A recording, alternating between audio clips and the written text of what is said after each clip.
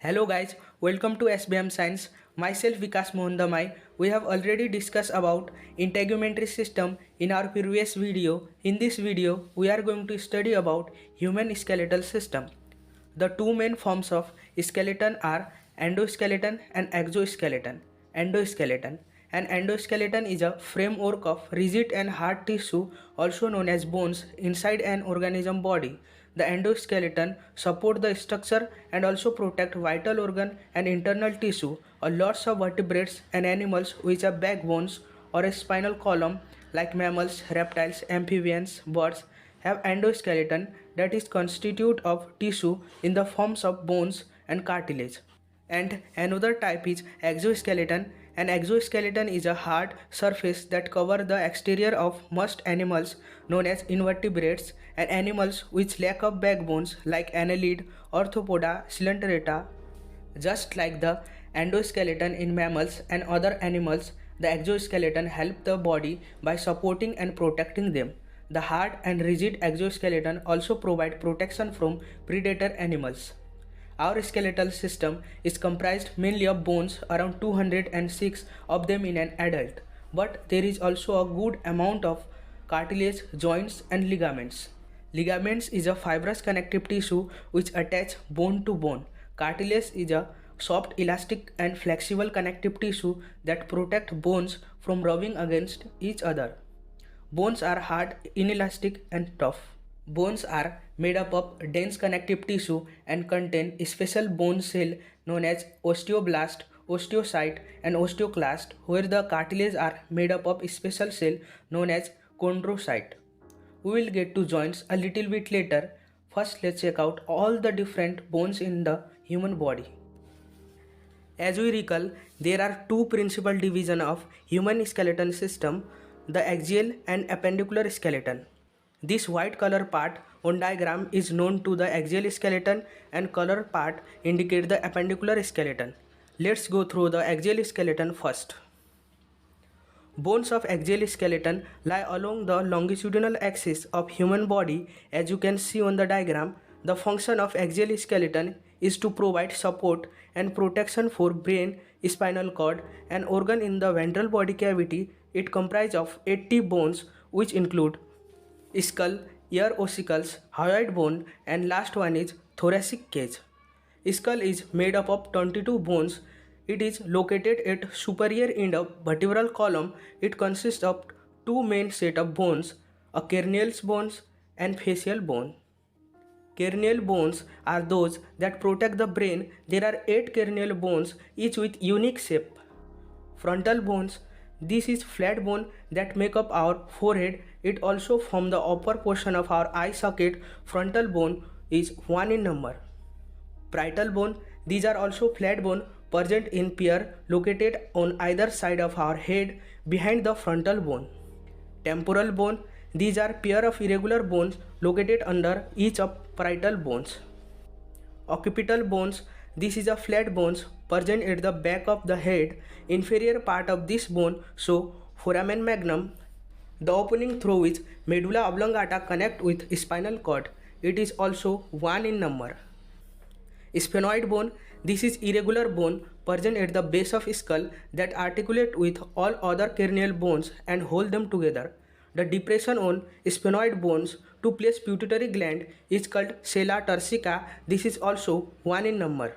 And last one is ethmoid bone. This is irregular bone. It contributes to formation of nasal septum and is major supporting structure of nasal cavity. Now we are going to see facial bone. Facial bones are the ones that give structure to the face. There are 14 bones in the face. Growth of face stops at the age of 16. Nasal bones, these are 2 in number, varying in size and form in different individuals. Our upper jaw is known as maxilla. These bones are joined with all facial bone except mandible. Upper row of teeth are lodged in this. Palatine, these are paired bone, form roof of vocal cavity or floor of nasal cavity. These are zygomatic bones commonly called cheekbone. Lacrimal bones, these are smallest bones of the face. These are 2 in number. Inferior nasal concha, They form part of lateral wall of the nasal cavity. This bone help to filter and humidify the air that we breathe. These are also two in number. Bhumar, this is one of the unpaired bone of the skull that form the inferior portion of nasal septum. Mandible, this bone form our lower jaw, lower row of teeth lodged in this. It is the only movable bone of the skull. As we can see in diagram, ear is divided into three regions. This is outer ear, this is middle ear, and this is inner ear. And ear ossicles are found in middle ear. These are tiny bones, namely malleus, incus, and stapes, together called ear ossicles. These ear ossicles amplify the sound and they send the sound wave to inner ear. This is hyoid bone. It is U-shaped bone. This bone does not articulate with any other bones present at the base of vocal cavity. It is also included in the skull. It provides site for attachment of some tongue muscles and muscle of the neck and pharynx. Then the last component of our axial skeleton is the thoracic cage. The thoracic cage includes sternum, ribs, and backbone, also called vertebral column. As you can see, this flat narrow bones is sternum. This is located in the central of the anterior thoracic wall. It consists of three segments. Uppermost part is manubrium, middle part is body, and lowest part is xiphoid process. The sternum connects the first 6 ribs in the middle of the chest while serving as a strong protector of the stomach, heart, and lungs which lie below. Then come to the ribs. A ribs is a C-shaped bone that is attached to the respective thoracic vertebrae on dorsal side, means back side. In ventral side, the ribs may or may not be attached to the sternum. Depending on their attachment, ribs are classified into 3 types. As you can see on the diagram, these first 7 ribs directly attached to the sternum. These are called true ribs.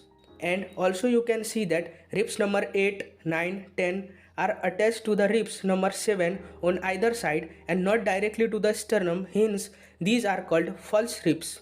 Last 2 pair of ribs, no ventral connection, hence are called floating ribs.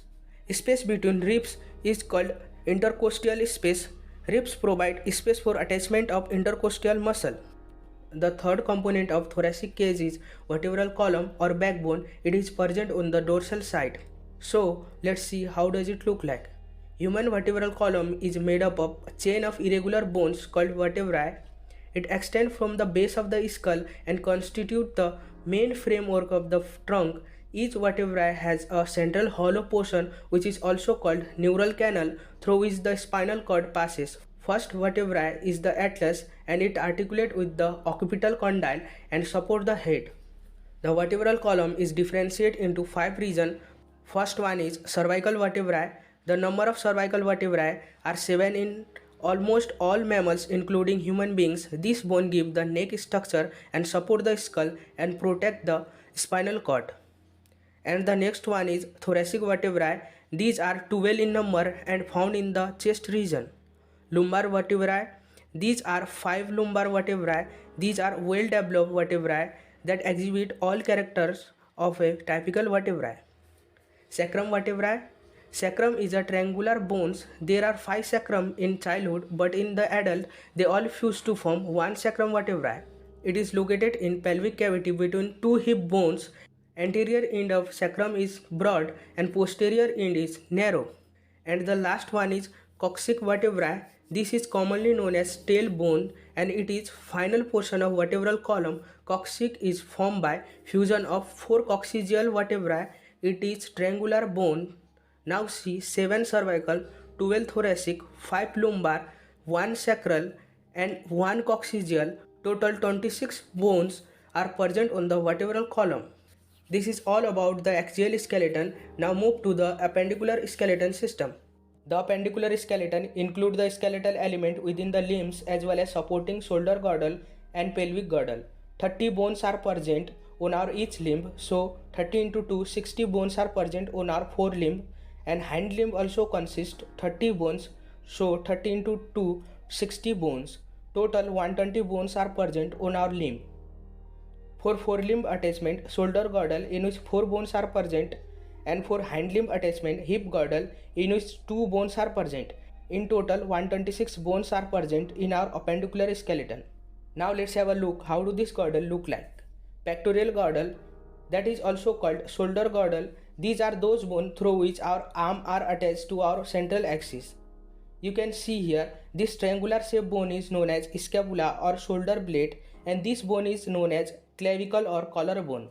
Now very important part, you can see this cavity is known as glenoid cavity, in which the head of humerus, which is the bone of our upper arm, is going to fit for the articulation. Then our lower arm, two bones are present. The bone that come in the side of thumb is called radius and the other one is called ulna. And in elbow there is no any separate bones, so elbow joint is formed by articulation of these three bones. Then we have our wrist. These are known as carpals, arranged in row, 4 bones in each. Next are metacarpals. 5 elongated metacarpals form bones of palm. Now the phalanges, these are bones of our finger and thumb. 4 finger have 3 phalanges and thumbs has 2 phalanges, those making it 14 phalanges in each hand. Next one is pelvic girdle, or it is also called hip girdle. This girdle connects the hind limb skeleton with axial skeleton. It is made up of 2 hip bone called coxal bone, this one and this one. So we have 2 coxal bone. In the embryonic stage there are 3 bones, ilium, ischium, and third one is pubic, but later these bones fuse together and form one coxal bone. Here this is a strongest cartilage called pubic symphysis. This joint open at the time of childbirth so that pelvic region of female brought after childbirth. Now you can see these 2 holes. These are called obturator foramen, through which obturator artery, vein and obturator nerve pass out of the pelvis. And this cavity is known as acetabulum, in which femur is attached. Femur is present in thigh region, and this is longest, strongest and thickest bone in our body. Then we have kneecap. Unlike our forelimb, there is no any separate bone in elbow, but in knee there is a separate bone called patella. In lower leg 2 bones are present, one is tibia and one is fibula. Then we have tarsal. These are found in our ankle. In ankle 7 bones are present. Then in metatarsal 6 bones are present, and in phalanges 14 bones are present. Thanks for watching this video and giving your valuable time. For more such videos, subscribe our channel and don't forget to like and share this video.